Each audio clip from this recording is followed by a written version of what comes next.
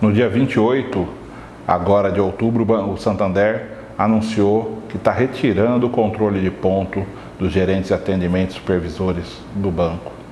Por conta disso, o Sindicato dos Bancários de Bauru e região procurou a direção do banco, conforme prevê o novo acordo coletivo, antes de ajuizar qualquer tipo de iniciativa jurídica para tentar um acordo com o banco na última semana.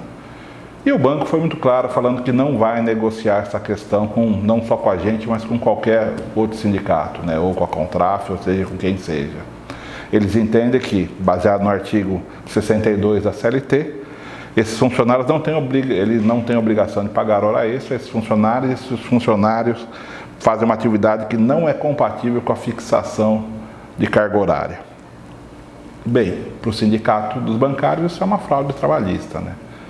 Primeiro que para fazer valer esse artigo 62, o empregador tem que passar para o beneficiário dessa decisão o controle, ele ter acesso a dispensar funcionários, a ser realmente um gestor do banco, e o que não é o caso dos gerentes de atendimento e de supervisores. O que a gente fala é, onde todo mundo é gestor, ninguém é. Então o que o Santander comete é uma irregularidade. O Sindicato dos Bancários de Bauru e região, essa decisão do Santander começa a valer a partir de 1º de dezembro, e o sindicato já prepara uma ação coletiva para tentar barrar isso.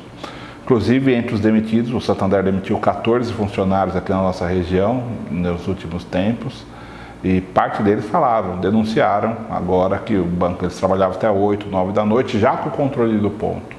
Imagina como vai ficar uma terra sem lei, sem esse controle no Santander, com o autocontrole, como fala as relações sindicais do banco.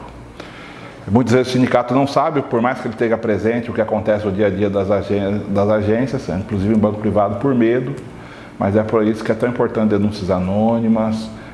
O trabalhador não está sozinho, tem que contar com a gente para fazer esse tipo de combate no banco que lucra tanto e explora também tanto o seu trabalhador. Curiosamente, o Santander, o antigo Banespa, foi onde surgiu a jornada de 6 horas em 1932. E agora é ele quem está pondo a pá de cal nesse direito do trabalhador. Curta nossos vídeos, se inscreva no nosso canal, se junte à nossa indignação.